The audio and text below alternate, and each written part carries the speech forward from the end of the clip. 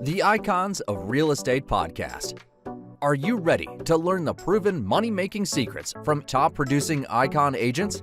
Ready to skyrocket your business? This podcast is for you. Tune in every week and find out how to implement proven strategies to 10 times your business. From $3 million to $30 million in just 12 months. Brought to you by the Masters in Real Estate Marketing, Arter SEO.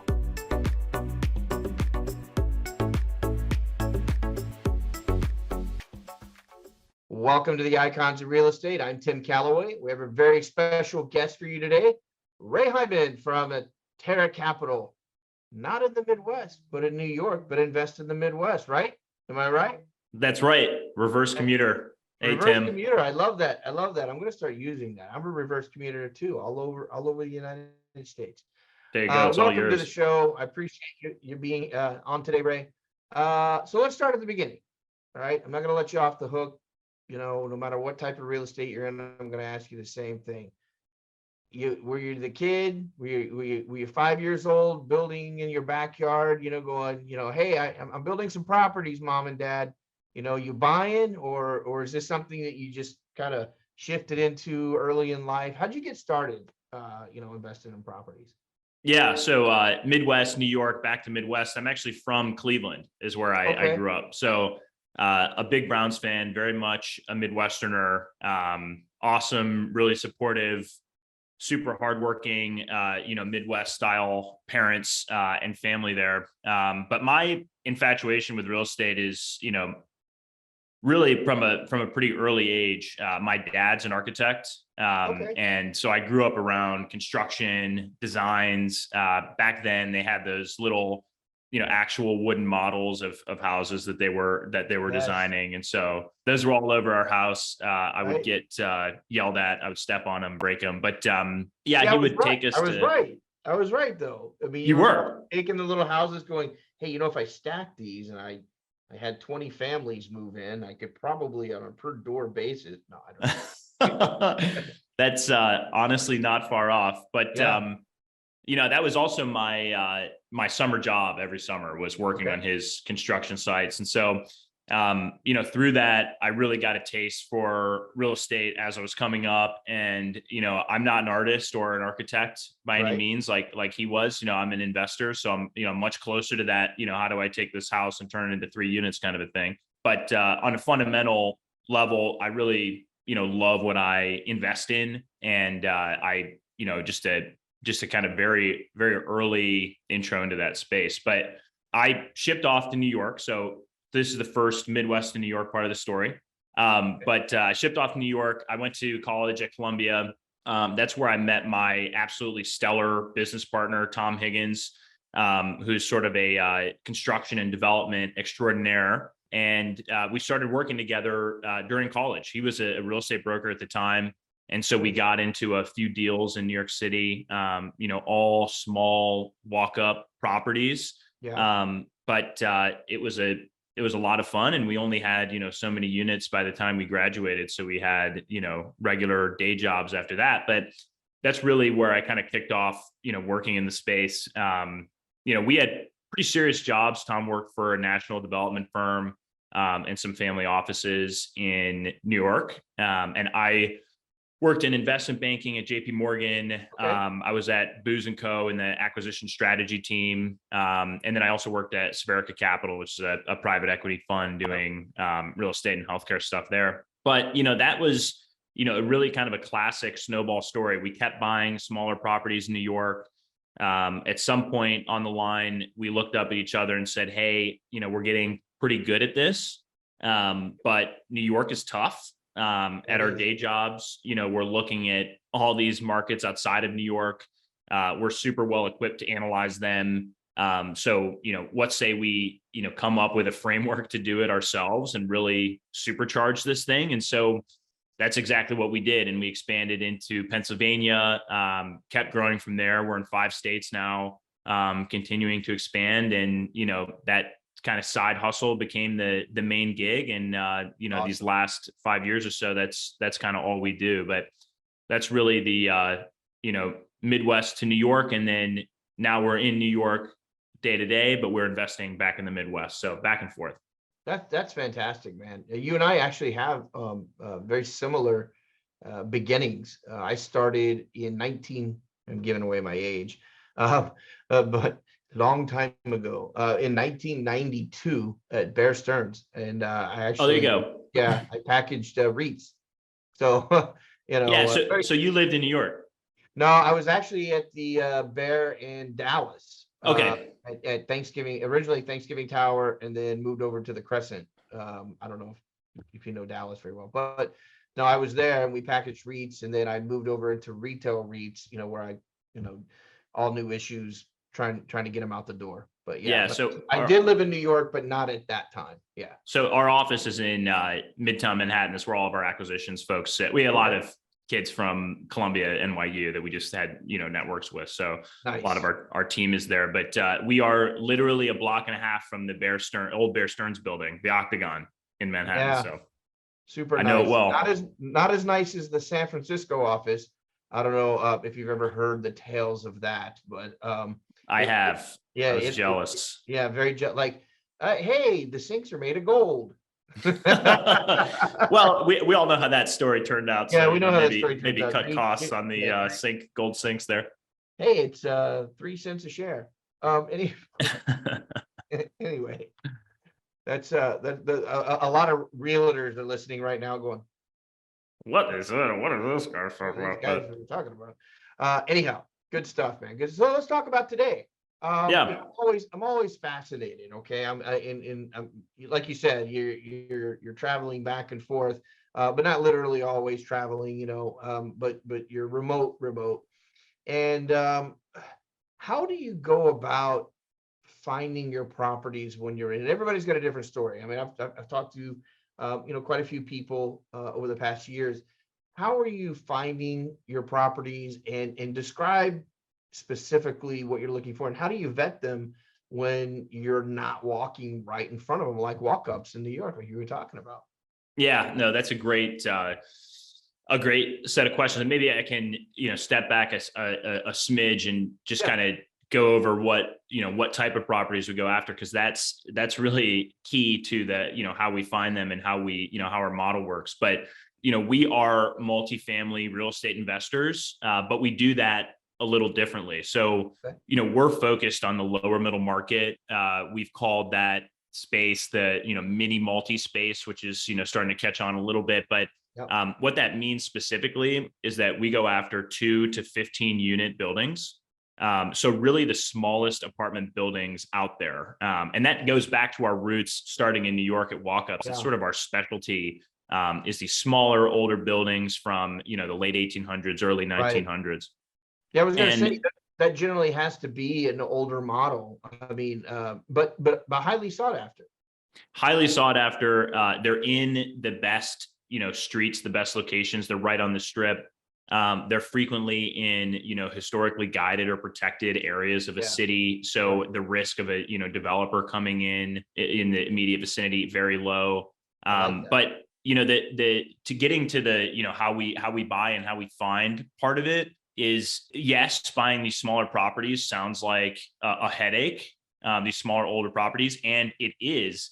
But the key is that this part of the market is what we always refer to as too big for flippers and too small for developers. So, we're in this, if you think about that, we have a massive competitive advantage because, other groups just aren't the right size, right? Either it's way too much for them to bite off, or it's just a small fraction of their kind of minimum investment size.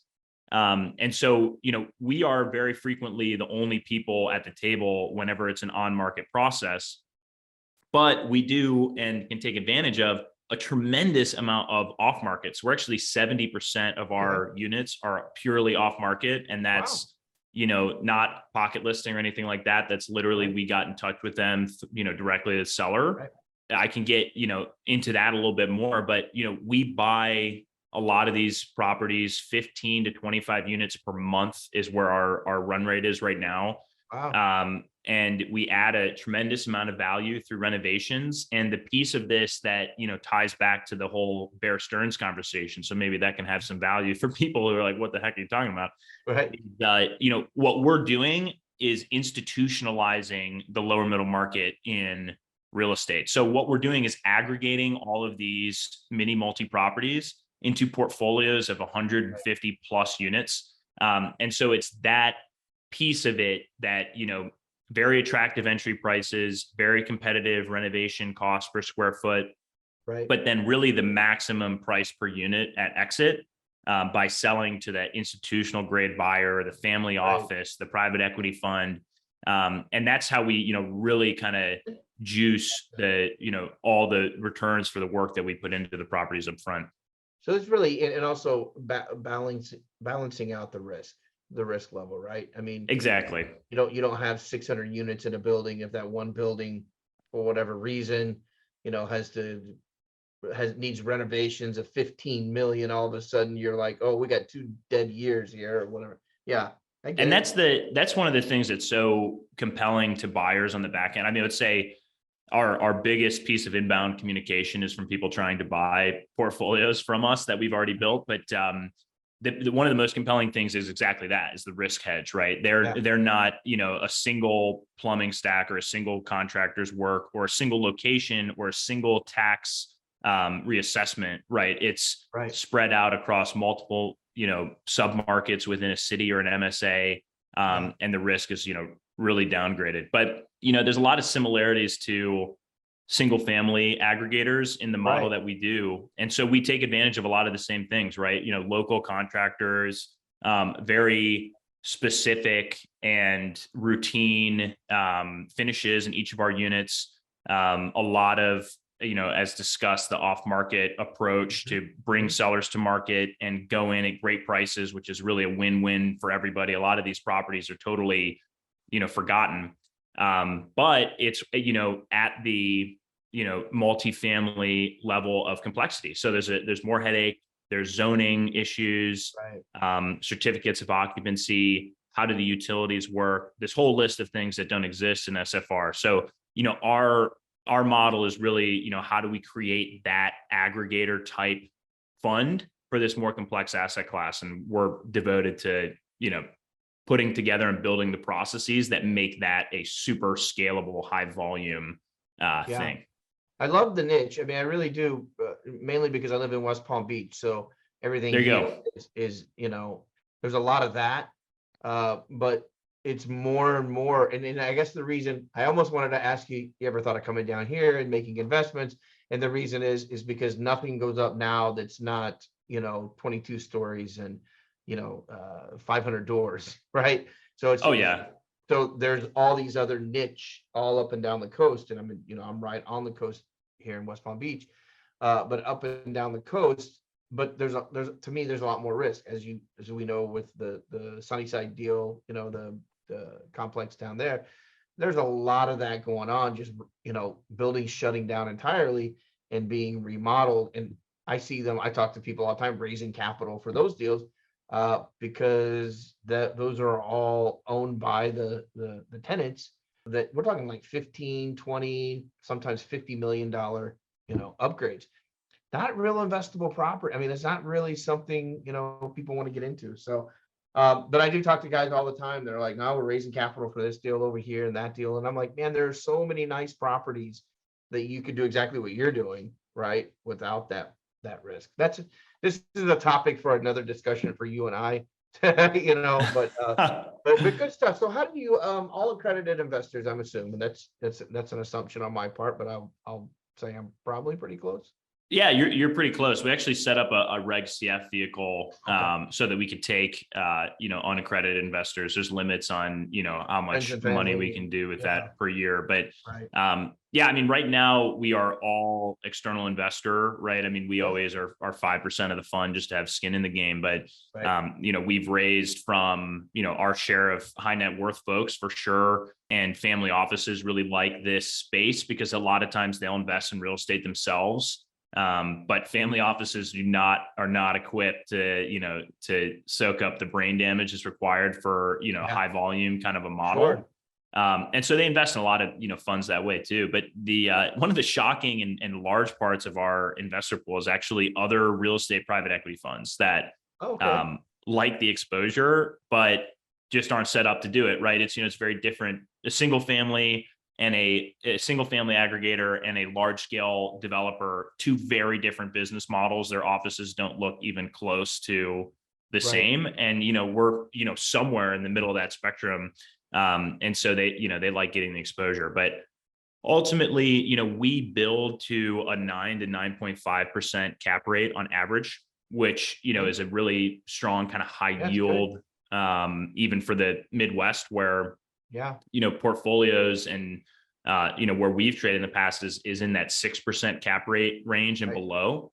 So it's that, 300 plus bips of spread between our entry cap and our exit cap that generates our returns. And that's, it's compelling to folks that are familiar with real estate that would love a 6 cap, but are frequently, even now bidding in the, mid fives and below. So that's the model. That's what generates, the 2.1 to 2.4x net returns for LPs. That's what we're really built to do. And we've done it in, a handful of cities, and we're all about, okay, we've got this good engine, what city do we add next, so on and so forth. I gotta believe in at least this is a guess again. I like guessing these things sometimes. The prognostication hat comes on, and I'm like, let's see how savvy I really am.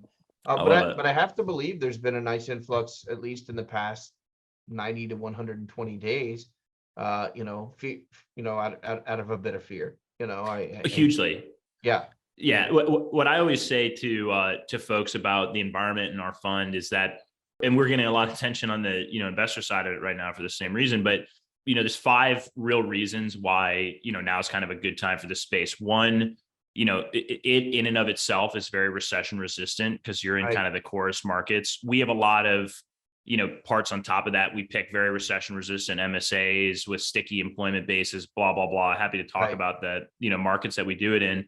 It's a good hedge against inflation, which is still high.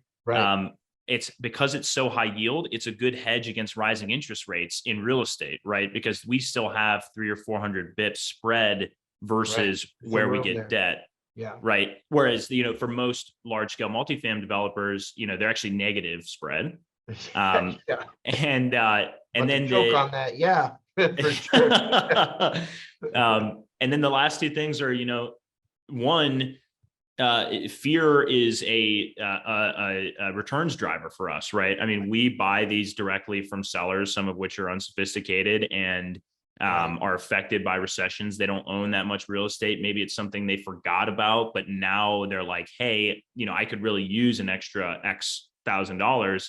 Yes, I am going to respond to that outreach. And then, on the flip side of it, we have a 5-year hold on our investment horizon, right? So that is kind of perfect timing to buy, so that you're exiting at kind of the max price per unit. But that's what I always kind of say about the current environment is it's good for some things, not good for others. If you can pick and find good acyclical investments, go for it. We represent an example of that. But that's great, man. I mean, I love the story, and I definitely love the market that you're in. I think more people should be involved in that. And just talking to so many people in this industry, there's a lot of places to go and move and modulate around.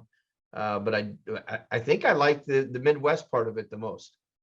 Yeah, the Midwest is interesting because we always get this is a cool model. I love the aggregator strategy. I'm invested in SFRs, but why aren't you doing this in Tampa? And it's like, okay, first thing that went to my mind. Why well? I'm sure it is. But the thing for us is that we are long-term players in a market that we enter. We're not like, oh, we want to buy this type of asset. So, there's one in Missouri. Here's one in Florida. There's one in Texas. I'll look at. Here's one in California.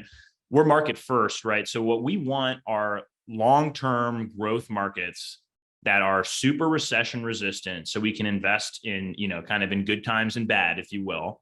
And then also markets where, there's really strong affordability and there's room for rent growth over time. So we're not, and some of the markets in the South are a little scary on affordability, right? Where, in New York, we're at like 45%, right? But in some of these places, some of these, Texas is a good example, some of the hot markets there, when you get to that 35% range, it's scary to us because you really should be at the 25% and below mark. And our markets are all in that kind of low 20s. So there's room for rent growth. We see that, we're still in the high single, low double digits rent growth. And so, it's good to kind of to ride that wave. And then the last part of it is low regulatory risk, right? I mean, we want to be in states that are today and for the foreseeable future will be not scary to landlords and not, kind of threatening rent control, things like exactly. And it defeats the purpose of real estate to invest in a market that has all those risks, right? Because what you want and what you want to do as a real estate sponsors is provide strong risk adjusted returns, not roll the dice, right? So, we've got our experience in New York, we've done well there. So, the model works in many different places, but we like to be in those really, core, strong, long-term, built to last style markets. But a lot of our tenants are, fit in that groove. They're, over-indexed on healthcare and education. All of our markets are, those are our focuses, as well as, medium cost and low cost location, business services and tech jobs. So kind of the last to be laid off, if you will. And that's a lot of them are, $80,000 to $120,000 household income, nurses, grad students, and professors, people that have a lower risk level. Yeah, exactly. Stick around for a long time. It's kind of a nice little niche we've grouped into. Yeah, I like it. I definitely like it. Ray, how would someone get in touch with you? Either they want to be an investor or heck, maybe even they might reach out about properties. So, investor reaching out about properties or just to chat about multifam and mini multi. Tom, my partner, and I love talking about multifamily real estate to an absurd and potentially annoying degree. So, please do reach out. But yeah, you're very versed. I appreciate that. I didn't have to pull anything out of you. Trust me, I've done over 300 and some odd interviews, and it is well known that I have done most of the talking in some of those interviews. So I love the fact you definitely love talking about it and love sharing it with our audience.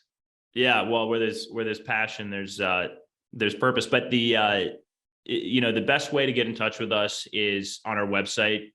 We are at USATERRA.com.